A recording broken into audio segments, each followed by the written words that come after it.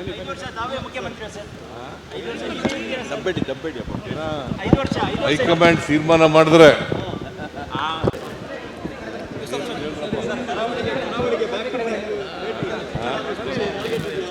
ಕರಾವಳಿಗೆ ಭೇಟಿ ಕೊಡ್ತಾ ಇದ್ದೀರಿ.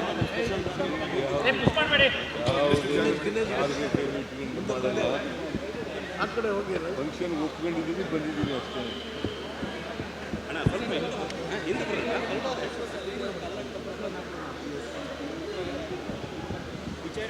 ಯಾರೇ ದ್ವೇಷದ ಭಾಷಣ ಮಾಡ್ತಾರೆ ಅವ್ರ ಮೇಲೆ FIR ಆಗ್ತಾರೆ. ದ್ವೇಷ ಸಮಾಜದಲ್ಲಿ ಒಡಕುಂಟು ಮಾಡ್ತಕ್ಕಂಥದ್ದು, ದೇಶವನ್ನು ಉಂಟು ಮಾಡ್ತಕ್ಕಂಥದ್ದು, ಒಬ್ಬರಿಂದ ಒಬ್ಬರಿಗೆ ಅಶಾಂತಿಯನ್ನು ನಿರ್ಮಾಣ ಮಾಡ್ತಕ್ಕಂಥದ್ದು, ಇದು ಯಾರೇ ಭಾಷಣ ಮಾಡಿದ್ರು ಕೂಡ ಅವ್ರ ಮೇಲೆ ಎಲ್ಲರ ಮೇಲೂ ಕೂಡ FIR ಆಗ್ತದೆ. ಮಹಿಳೆಯರ ಬಗ್ಗೆ ಭಾಳ ಕೆಟ್ಟದಾಗಿ ಮಾತಾಡಿದ್ರು. ಸರ್, ಈಗ RSS ಬಿ ಆಡಿಟ್ ಆಗಬೇಕಂತ ಕೃಷ್ಣ ಬೈರೇಗೌಡರು ಹೇಳಿದ್ದಾರೆ. ಬಿ ಆಡಿಟ್ ಆಗುತ್ತೆ ಸರ್ RSS ಲ್ಯಾಂಡ್ಗಳು, ಬಿಲ್ಡಿಂಗ್ಗಳು.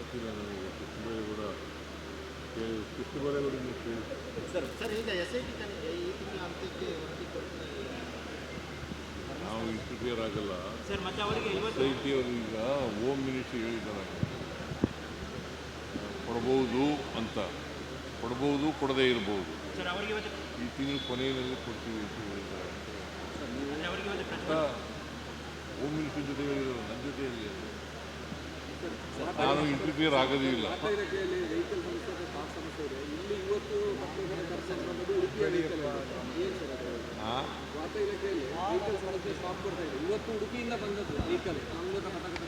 ಮಾಡ್ಕೋಣ, ಇಲ್ಲಿಗೂ ಮಾಡ್ಕೋಣ. ಹೇಳಿದ್ದೇನೆ ಪ್ರಭಾಕರ್ಗೆ. ನೀವು ಹೇಳ್ತೀರಿ ಹೈಕಮಾಂಡ್ ಅಂತ, ಬಟ್ ನಿಮ್ಮ ಕ್ಯಾಬಿನೆಟಲ್ಲಿರುವವರು ಪರಮೇಶ್ವರ ಆಗ್ಬೋದು, ಮುನಿಯಪ್ಪ ಆಗ್ಬೋದು, DKC ಆಗ್ಬೋದು, ಈ ಥರದ ಟಾಪ್ಗಳು ಯಾಕೆ ಅಂತ ನೀವೇ ಹೇಳಿದ ಮೇಲೆ ಏನಂತ ಪರಮೇಶ್ವರ್ ಅವರು ಹೇಳ್ತಾರೆ DKC ಸ್ಟ್ರಾಂಗ್ ಇದ್ದಾರೆ ಅಂತ, KH ಮುನಿಯಪ್ಪ ಹೇಳ್ತಾರೆ ನಾನು ಸ್ಪರ್ಧೆಯಲ್ಲಿದ್ದೇನೆ ಅಂತ, ಪರಮೇಶ್ವರ್ ಅವರು ಹೇಳ್ತಾರೆ ಮುನಿಯಪ್ಪ ಪ್ರಜಾಪ್ರಭುತ್ವದಲ್ಲಿ ಸ್ಪರ್ಧೆಯಲ್ಲಿರೋರಿಗೆ ನಾವು ಮುಗಿಸೋಕ್ಕಾಗೋದಿಲ್ಲ, ಸ್ಪರ್ಧೆಯಲ್ಲಿ ಇರಬೇಡಿ ಅಂತೂ ಹೇಳೋಕ್ಕಾಗಲ್ಲ. ಪ್ರಜಾಪ್ರಭುತ್ವ ಹಕ್ಕು ಅವ್ರು. ನಾನು ಚೀಫ್ ಮಿನಿಸ್ಟರ್ ಅಭ್ಯರ್ಥಿ ಕ್ಯಾಂಡಿಡೇಟು ಅಂತ ಹೇಳ್ಕೊಳ್ಳಿಕ್ಕೆ ಅಂತಿಮವಾಗಿ ಹೈಕಮಾಂಡ್ ತೀರ್ಮಾನ ಮಾಡಿ. ನೀವು ಕೇಳ್ತಾ ಇದ್ದೀರಲ್ಲ, ಈಗ ಪದೇ ಪದೇ ಬರ್ತದೆ,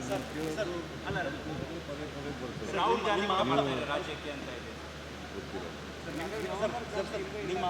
ನಿಮ್ಮ ಭಾಳ ಆಪ್ತ ರಾಜಣ್ಣ ಅವರು 5 ವರ್ಷ ನೀವೇ ಆಗಬೇಕು ಅಂತ ಹೇಳ್ತಾರೆ. ಅದು ಅವರ ಸ್ವಂತ ಅಭಿಪ್ರಾಯ. ಸರ್, ನೀವೇ 5 ವರ್ಷ ತಾವೇ ಮುಖ್ಯಮಂತ್ರಿ ಸರ್. 5 ವರ್ಷ ದಬ್ಬೆಡಿ ಅಪ್ಪ 5 ವರ್ಷ ಹೈಕಮಾಂಡ್ ತೀರ್ಮಾನ ಮಾಡಿದ್ರೆ